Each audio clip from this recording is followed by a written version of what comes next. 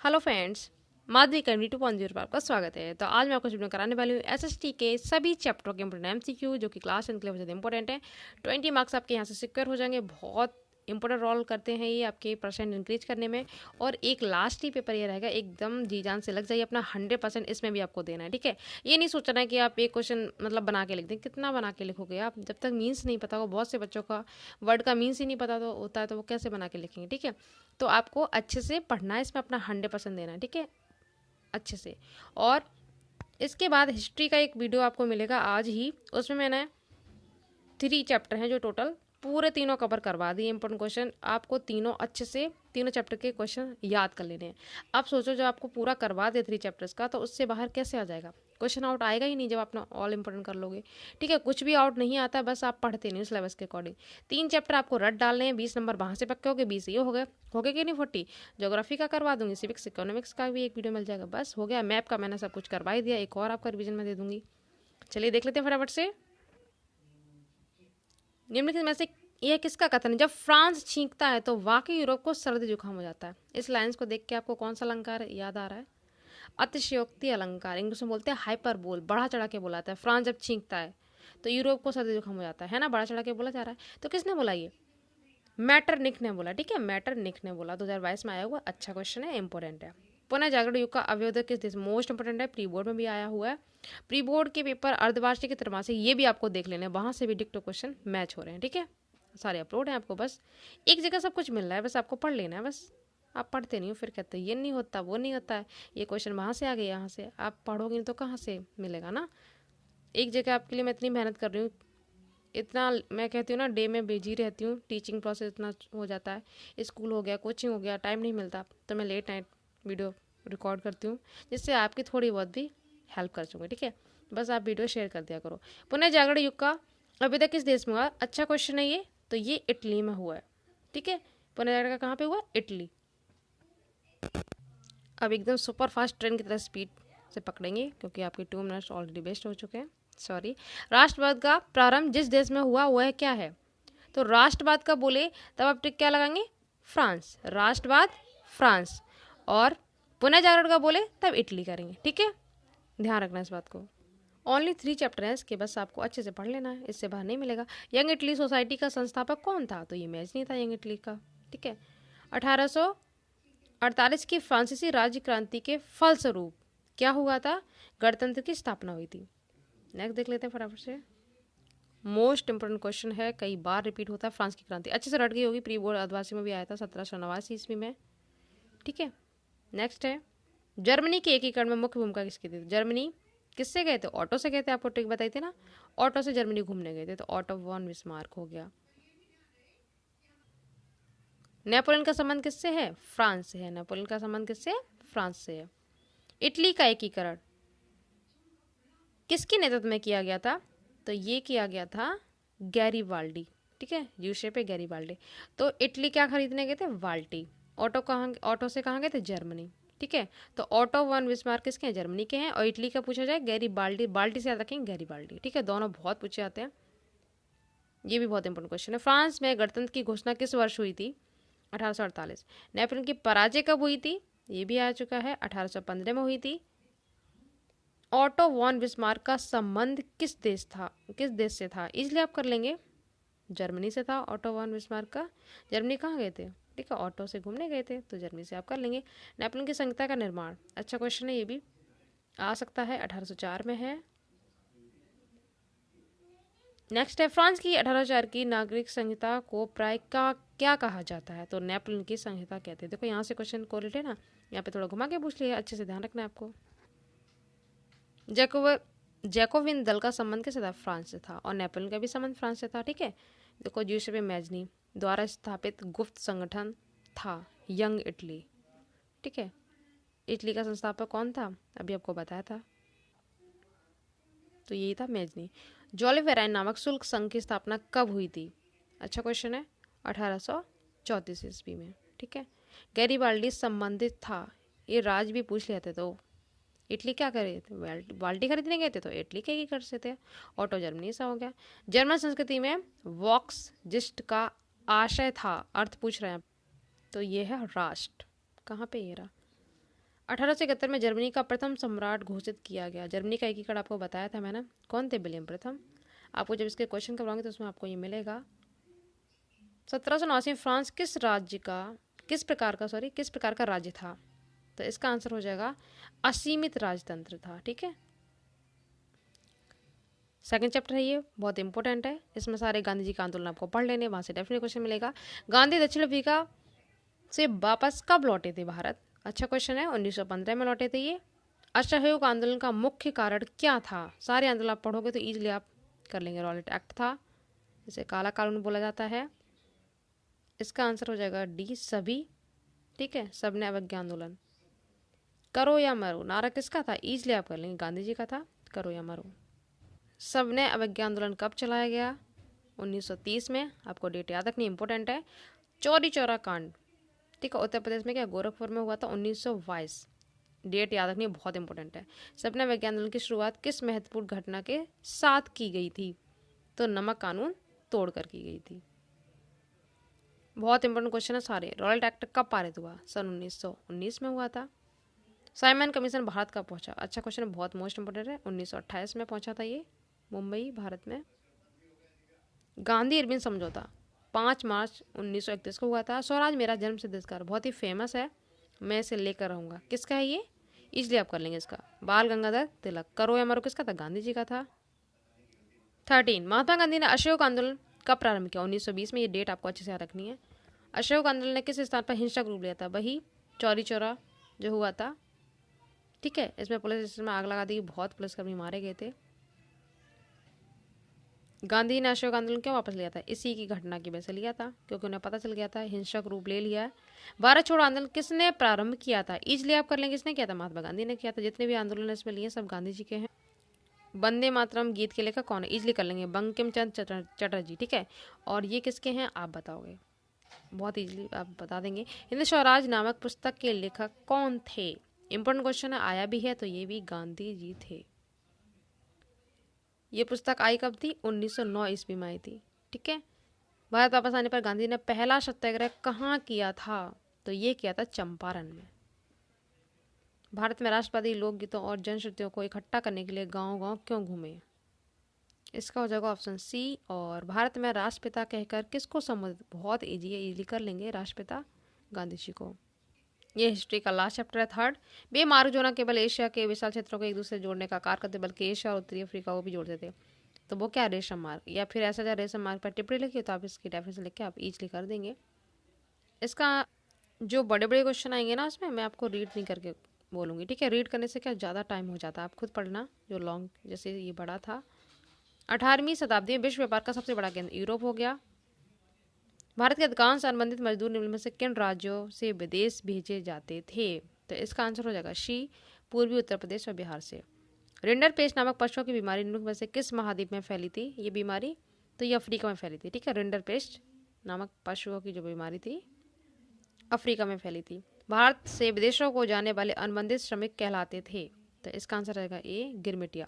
गिरमिटिया के बारे में आएगा ये क्वेश्चन करो। ये बहुत इंपॉर्टेंट है, आर्थिक महामंदी से लॉन्ग क्वेश्चन जरूर आता है। लॉन्ग शॉर्ट आपको सब कुछ कर लेना है।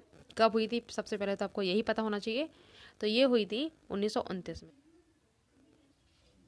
सेवंथ, वह उद्योगपति जिसने 1920 के दशक में लागत को कम करने का निर्णय किया था, तो वो कौन थे? ये है हेनरी फोर्ड। कौन सी विशेषता 1929 ईस्वी की महामंदी की नहीं है? जब आप क्वेश्चन करेंगे महामंदी का तो इजीली फाइंड आउट कर लेंगे। इसमें आएगा थर्ड, आय और व्यापार में काफी गिरावट आई थी, ये नहीं है। नेक्स्ट है, विश्वव्यापी आर्थिक मंदी का सबसे बुरा प्रभाव किस देश पर पड़ा था? तो ये अमेरिका पर पड़ा था। ठीक है, प्रथम विश्व युद्ध प्रारंभ हुआ था, ये भी ऑप्शन सी हो जाएगा, 1914 में हुआ था। तो ये 1914 हो गया, लास्ट हो गया। इसमें से निम्न में से कौन सा वैश्वीकरण की विशेषता नहीं है? तो शी नहीं है, आयात पर कर बढ़ाना, ये नहीं है। तो ये भी हो गया कंप्लीट। ये ज्योग्राफी का फर्स्ट चैप्टर है। कौन सा संसाधन पुनः चक्रीय है, फिर से उसका पुनः चक्रण हो सकता है? तो ये है पवन ऊर्जा। ठीक है, अचक्रीय संसाधन कौन सा है? इजीली आप कर लेंगे, जीवाश्म ईंधन। लॉ एस किस प्रकार का संसाधन है? आया हुआ क्वेश्चन है ये। तो ये अनवीकरणीय योग्य है। ठीक है, दोबारा से प्राप्त करने में से बहुत टाइम लग जाता है। इस टाइप का क्वेश्चन जरूर आता है, नवीकरणीय अनवीकरणीय। ज्वारीय ऊर्जा निम्न में से किस प्रकार का संसाधन है? ज्वारीय ऊर्जा तो ये पुनः पूर्ति योग्य है। चाय की खेती के लिए कौन सी मिट्टी उपयुक्त है? इंपॉर्टेंट क्वेश्चन है, देखो आया भी है। तो लैटराइट मिट्टी। भारत के मैदानी क्षेत्र का क्षेत्रफल कितना है? तो 46%। भारत के मैदानी क्षेत्र का क्षेत्रफल कितना है? 46% है। जलोढ़ मिट्टी को किन दो भागों में विभाजित किया जाता है? तो बांगर और खादर। बहुत अच्छा क्वेश्चन है, आपको करवाऊंगी, बहुत बार पूछा गया एग्जाम में। कौन सा एक संभावी संसाधन है? संभावी, तो पवन ऊर्जा। ठीक है। उत्तर प्रदेश राज्य में कौन सी मिट्टी पाई जाती है? तो ये है जलोढ़।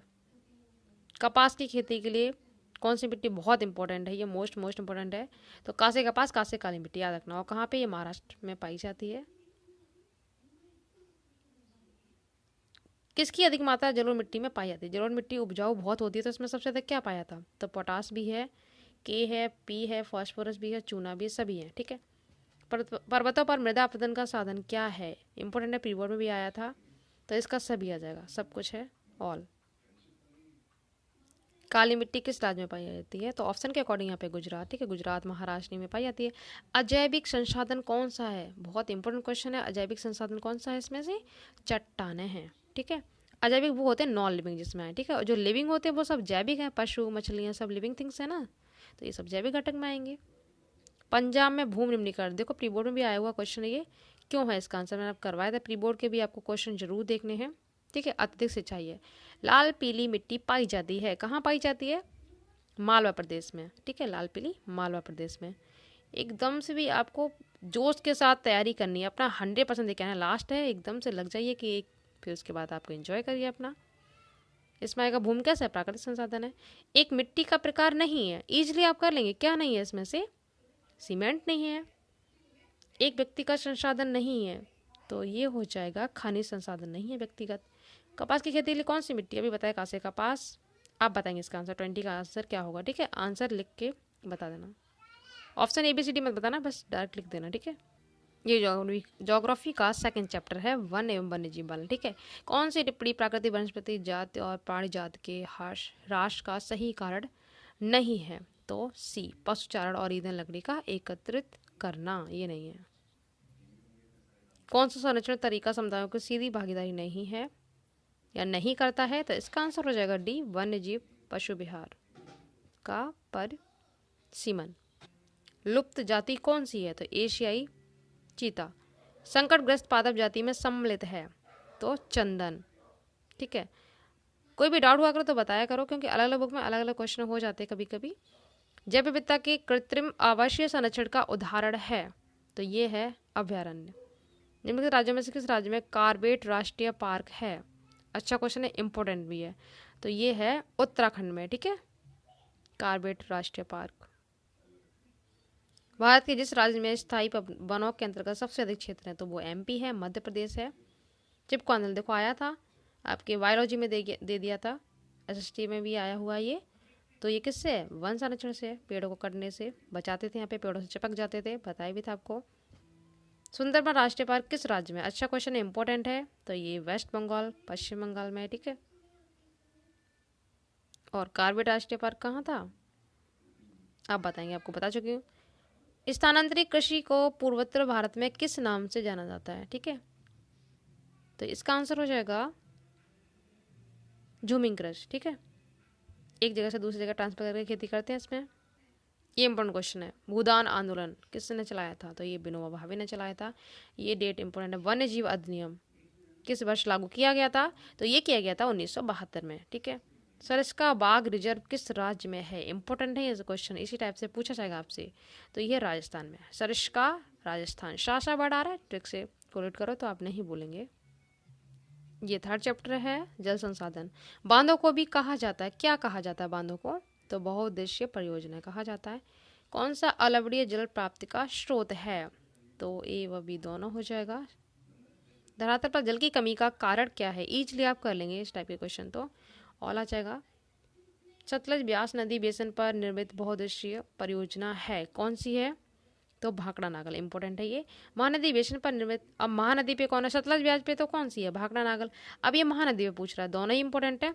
तो हीराकुंड, महानदी पे हीराकुंड है, सतलज ब्यास पे भाखड़ा नागल परियोजना। ठीक है। इसमें आप जोड़ सकते हैं हीरा क्या होता है, बहुत ही महान, ग्रेट, ठीक है। महान तो महानदी पे कौन है, हीराकुंड बांध। पश्चिमी राजस्थान में छत वर्षा जल संग्रहण की रीति कम होने का कारण क्या है, तो ये हो जाएगा इंदिरा गांधी नहर, इसके बनने से ये कम हो गया। भारत के किस राज्य में प्रत्येक घर में छत वर्षा जल संग्रह ढांचों का बनाना आवश्यक कर दिया गया, ऐसा कौन सा राज्य है, तो वो है तमिलनाडु, कंपलसरी कर दिया है, ठीक है, वर्षा जल का संग्रहण करना छतों पे। बहुउद्देशीय परियोजना का प्रमुख उद्देश्य क्या होता है, तो सभी होता है, बाढ़ नियंत्रण, विद्युत उत्पादन, जलापूर्ति, तीनों होता है। सलाल बांध किस नदी में बना, सलाल चिनाब पे बना था, लाल नाव, ठीक है, सलाल चिनाब। महानदी पर हीराकुंड बांध किस राज्य में है, अब देखो यहाँ पर राज्य पूछ लिया, अपोजिट पूछ लिया, क्वेश्चन कैसे भी आ सकता है, तो महानदी ओडिशा में, तो दाराना नदी महानदी ओडिशा, ठीक है, ध्यान रखना। और हीरा, हीरा महान, इस तरह से बताएंगे। सलाल चिनाब हो गया, ये देखो कितना बहुत ही फेमस है, ये तो कॉम्पिटेटिव एग्जाम में भी आता है। सरदार सरोवर बांध कहाँ है, नर्मदा नदी पर, आप इजीली याद कर लेंगे इसको। उत्तराखंड राज्य में टिहरी बांध परियोजना किस नदी पे है, ये भी आप कर लेंगे, फेमस है क्वेश्चन है, भागीरथी में, ठीक है, उत्तराखंड राज्य में भागीरथी नदी पर ये परियोजना है। कौन सा नदी बंगाल की खाड़ी में, कौन सी नदी बंगाल की खाड़ी में गिरती है, अच्छा क्वेश्चन है, तो कावेरी, ठीक है, बंगाल की खाड़ी में कौन सी नदी गिरती है, कावेरी। राणा प्रताप सागर बांध कहाँ है, जल किससे संबंधित है ये, जल विद्युत, ठीक है, और कौन सी नदी पे, आप ये बताएंगे मुझे कमेंट बॉक्स में। ये 4 चैप्टर है कृषि वाला। चाय उत्पादक राज्य कौन सा, इजीली कर लेंगे, असम है। कौन सा रोपड़ फसल है, जैसे रोपा जाता है, तो गन्ना है। हरित क्रांति का सूत्रपात 20वीं शताब्दी में कौन से दशक में हुआ था, किस दशक में हुआ था हरित क्रांति का, 7 में। सीढ़ीदार खेती कहाँ की जाती है, आपको प्री बोर्ड में करवाया था मैंने, उत्तराखंड में की थी, ठीक है, ये हो गया। कौन सी एक फलीदार फसल है, ये भी क्वेश्चन आया हुआ है, फलीदार फसल, तो ये दालें। कौन सी रोपड़ फसल नहीं है, किसको रोपा नहीं जाता है, इसमें इजीली कर लेंगे, गेहूं को नहीं रोपते हैं। किस फसल के उत्पादन भारत का विश्व में प्रथम स्थान है, कौन सी ऐसी फसल है वो, तो दलहन में, कौन है, चना। और झूम कृषि किस राज्य में पाई जाती है, झूम कृषि, तो मिजोरम में। रेशेदार फसल फलीदार फसल इंपॉर्टेंट क्वेश्चन है, जरूर पूछा जाता है, ठीक है, तो रेशेदार फसल इसमें कौन सी है, इजीली आप कर लेंगे, सभी हैं, रेशेदार तीनों ही हैं। फलीदार कौन था, दलहन। कौन सी रबी की फसल है, आप जब ट्रिक से करेंगे तो इजीली आप कर लेंगे, दालें। इसमें दालें, धान होता है खरीफ, ठीक है, खरीफ है ये। कपास रेशेदार फसल है, तो ये क्वेश्चन यहाँ पे था, तो इस बुक में ये गलत दे रखा है, एक मिनट को, ये चना गलत है, ये क्या है, ये रबी है, ठीक है, ये कपास क्या है, रेशेदार फसल, तो इसका सही आंसर धान होगा। मुख्य फसल खरीफ में क्या आता है, धान आता है, ठीक है, इसका धान हो जाएगा, गलत दे रखा है बुक में, ये नहीं आएगा। चना, जौ, सरसों, ये सब किस में आते हैं, गेहूं, सब रबी में आते हैं, ठीक है। आज सच में राई में गेम खेला, ये ट्रिक है रबी की फसल की, खरीफ की भी करवाई है मैंने, कर लेना। अब रेशेदार तो आप कर लेंगे, जूट, कपास, ये सब क्या है, रेशेदार है, ठीक है, जूट हो जाएगा। इसमें आएगा मोटे अनाज के अंतर्गत कौन सा आएगा, ज्वार आएगा। रबी की फसल, तो आज सच में राई में गेम खेला तो गाशे गेहूं, तो ये है, ठीक है। ये 5 चैप्टर है खनिज तथा ऊर्जा संसाधन। तो जीवाश्म ईंधन कौन सा है, कोयला है, इजीली कर लेंगे। आंतरिक भागों का ताप का प्रयोग कर उत्पन्न की जाने वाली विद्युत का कहा जाता है, पृथ्वी के आंतरिक भागों से, ठीक है, ताप का प्रयोग कर उत्पन्न की जाने वाली विद्युत को क्या कहा जाता है, तो इसका सही आंसर हो जाएगा भूतापीय ऊर्जा, ताप से कर लेंगे भूतापीय, ठीक है। एंथ्रेसाइट का संबंध किस खनिज से है, तो ये है कोयले से, ठीक है, थर्ड का डी हो जाएगा। कौन सा खनिज आधारित उद्योग है, तो इसका आंसर हो जाएगा सीमेंट। नवीकरणीय योग्य संसाधन नहीं है, तो जीवाश्म ईंधन, क्योंकि इन्हें बनने में करोड़ों वर्ष लग जाते हैं। झरिया प्रसिद्ध है, इंपॉर्टेंट क्वेश्चन आया हुआ है सारा, तो झरिया किसके लिए प्रसिद्ध है, ये है कोयले के लिए, ठीक है। ट्रिक से आप इसको ऐड कर लो थोड़ा सा, रिया, रिया क्या, कोयले से मत खेल, हाथ क्या हो जाएंगे, काले हो जाएंगे, कुछ भी आप कोरिलेट करो, याद होना चाहिए बस, तो झरिया कोयला। मुंबई हाई क्यों प्रसिद्ध है, तेल शोधक कारखानों के लिए है। पवन ऊर्जा का विशाल केंद्र कहाँ है, तमिलनाडु में है। गैर परंपरागत ऊर्जा स्रोत कौन सा है, सौर ऊर्जा है ये। झारखंड का कोडरमा अग्रणी उत्पादक किसका है? अभ्रक का है। ठीक है। विभिन्न खनिजों के योग से बनी चट्टानों से निर्मित है, तो इसका भी हो जाएगा भू परपटी। धात्विक खनिज का उदाहरण है, अच्छा क्वेश्चन है, इंपॉर्टेंट है, तो ये लौह आया भी है प्री बोर्ड में। इस्पात बनाने में किस खनिज का प्रयोग किया जाता है? तो ये है मैग्नीज का किया जाता है इस्पात बनाने में। ठीक है, 2020 में भी पूछा गया ये। कौन सा खनिज आधारभूत है, ये आपको बताना है, तो लौह अयस्क है। कौन सा ऊर्जा का परंपरागत स्रोत है? तो ये हो जाएगा कोयला। ठीक है। कोरबा क्यों प्रसिद्ध है? कासे कोरबा, कासे कोयला। और झरिया, रिया कोयले से मत खोल, तो झरिया के लिए ठीक है, झरिया किसके लिए प्रसिद्ध है? कोयले के लिए। हेमेटाइट का संबंध किस खनिज से? केमिस्ट्री में आपको ने किया है तो आपको इजीली आ जाएगा, ये क्या है? लौह अयस्क है। ठीक है, हेमेटाइट। ये ज्योग्राफी का लास्ट चैप्टर है। कौन सा परिवहन साधन भारत का प्रमुख साधन है? तो ये सड़क परिवहन। वायु परिवहन का राष्ट्रीयकरण कब किया गया था? तो ये 1953 में किया गया था। स्वर्णिम चतुर्भुज महाराज मार्ग संबंधित है, किससे है? तो ये भी सड़क परिवहन से है। सीमा सड़क संगठन का गठन कब किया गया था? तो ये किया गया था 1960 में। सीमा सड़क, सा से सड़क, सा से 60, 1960। ठीक है। कौन से दो दूरस्थ स्थित स्थान पूर्व पश्चिमी गलियारे से जुड़े हैं? तो ये सिलचर, पोरबंदर। ये इंपॉर्टेंट क्वेश्चन है। भारत में प्रथम रेलगाड़ी चलाई गई थी 1853 में, कहाँ से? मुंबई से थाड़े। ठीक है, थाड़े तक। देखो यहाँ पे क्वेश्चन आ भी गया है, किन दो स्टेशनों के? तो मुंबई से थाड़े, इंपॉर्टेंट है। 1853 में चलाई गई थी। ठीक है। पश्चिमी रेलवे का मुख्यालय स्थित है, तो इजिली कर लेंगे, मुंबई में है। भारत प्रमुख रूप से किसका आयात करता है? किसका आयात करता है? ये कच्चा पेट्रोलियम। ठीक है, कच्चे तेलों का करता है। कौन सा बंदरगाह देश के पूर्वी तट पर स्थित है? तो ये है विशाखापत्तनम। विदेश व्यापार किन के मध्य होता है? बहुत इजीली कर लेंगे, दो देशों के मध्य होता है विदेश व्यापार। क्या होगा? दो देशों के मध्य होगा। 12 का आंसर, वस्तु का निर्यातक भारत नहीं है, तो उर्वरक है। दो राज्यों के बीच वस्तुओं का आदान प्रदान क्या कहलाता है? आंतरिक व्यापार कहलाता है। निम्न से परिवहन का कौन सा साधन अति दुर्गम स्थानों के लिए अत्यंत आवश्यक है? तो ये है वायु परिवहन। तो इस तरीके से इसमें हिस्ट्री और ज्योग्राफी का पूरा कंप्लीट हो चुका है। आप देख सकते हैं वीडियो 23 मिनट का हो चुका ऑलरेडी। बाकी के इकोनॉमिक्स और सिविक्स में आपको अलग पार्ट में करवा दूँगी, फिर वो वीडियो लॉन्ग हो जाता है, कोई देखता नहीं है। इतना कर लीजिए, आज ही आपको वो भी मिल जाएगा। और हिस्ट्री के भी सभी 3 जो चैप्टर हैं उनके इंपॉर्टेंट क्वेश्चन मिलेंगे, तो ठीक है, पूरे आपको कर लेने। Thank you so much.